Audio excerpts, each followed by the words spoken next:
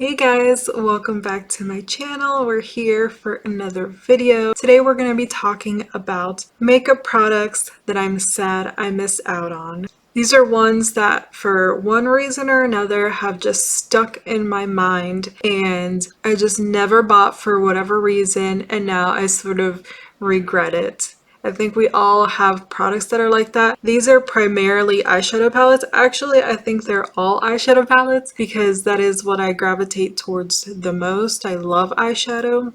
But because I have plenty of it, sometimes I'm a little like trigger shy because I'm like, I already have something that's similar, or I can sort of make that kind of color story with different things that I have in my collection, and then I hesitate and then I miss out on it. And a lot of the time it works out, but there are the few instances where I end up regretting it. And these are those. First, because we are in like winter holiday time, we're going to talk about the BH Cosmetics Naughty Palette. It was one of their releases for holiday last year in 2020. I'm going to go ahead and I'm going to scoot over so I can put pictures of the things up here. But anyways, that palette was so beautiful, and I kept telling myself like, it's a bigger palette, you're not buying bigger palettes anymore, like you don't need this. The packaging I thought was super cute despite the fact that it was a big palette. I thought the color story was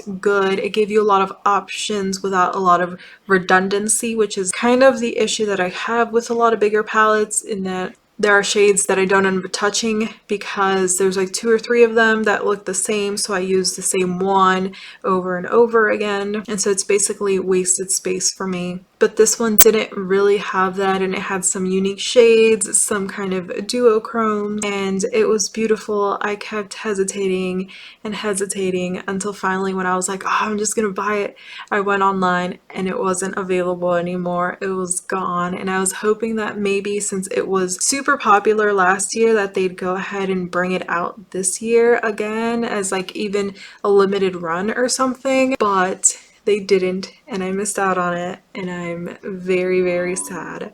They also had the Nice palette that came out with it. It was a smaller one, but I didn't find it as nice or appealing. It didn't have anything that really popped out and grabbed me the way that the larger one did.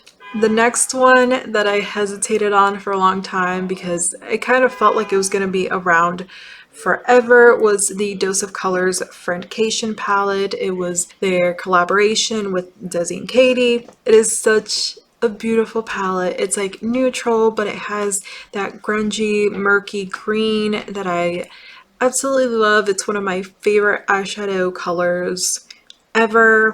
And then it had that blue, and I'm not really a blue girl, but for some reason that blue just looked really beautiful. And anytime I heard someone speak about that palette, it was always on how amazing the quality is and how blendable the shades are and how many great eyeshadow looks they got from it. And one person that I heard talk about it a whole bunch is Makeup Missa here on YouTube. It's one of her favorite palettes. She has a pan on it, and so anytime I would see her use it, I wanted it. And it was the same thing when I was like, oh, I'm gonna go get it, pull the trigger.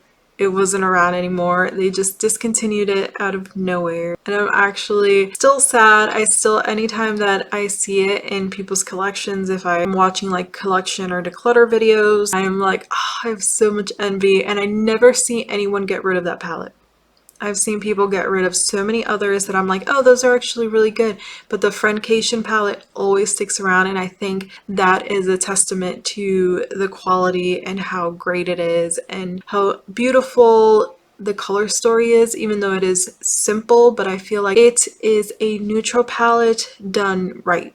It has just enough uniqueness in there to make it interesting, to make it one that stands out for people in their collections. And unfortunately, it's not in mine. The next one, similarly, is another collaboration. It was the ColourPop and Kathleen Light's Dream Street palette. From the very beginning, I was drawn to it. Something about those blues with the reds I found really beautiful, and I don't even know why I kept hesitating.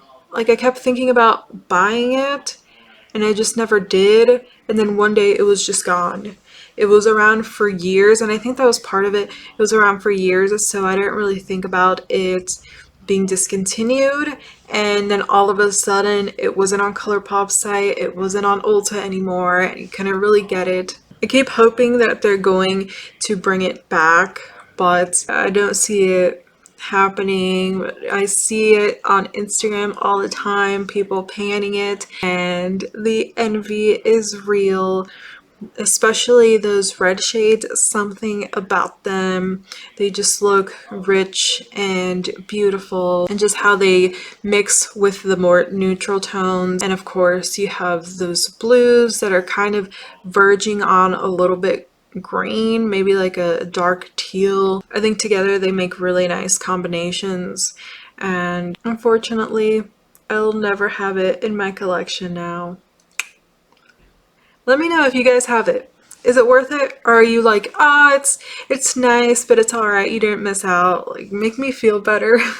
A limited edition release. I regret not picking up right away because it feels like it sold out super fast, and then they didn't really do many restocks of it. Was the Melt Muerte palette. I believe it was last year's collection for like Dia de los Muertos, but it was so gorgeous. Of course you had the two palettes, you had Vida and you had Muerte, but the one I was drawn to was Muerte because it had like the reds along with the blues, and there was so much depth and so much richness to those shades that I could envision all of the looks that I would do with it. And I thought it was going to be around for longer, or they were going to have a couple of restocks, because I didn't get on the site right as it launched, but then it felt like it was there and then it was gone.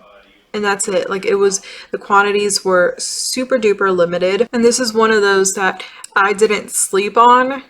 It just wasn't around. It was so limited that I never got a shot to get it. And now whenever I see someone using it, I know Angelica Nickbist has it, and whenever I see her or anybody else use it, I lament the fact that I wasn't able to get my hands on it, because it is so gorgeous, and I love the mix of reds and blues together. I think are such gorgeous combinations, especially when they have that amount of richness to them, where you could really build them up. You could go very dark and vampy and gorgeous. Now, the very last thing on this list, I'm sure that I have many more. These were just the things right off the top of my head that I thought of first when I had this idea. And this one is like the only non-eyeshadow palette in this list, and it is the Jaclyn Hill and Becca Cosmetics face palette. It had this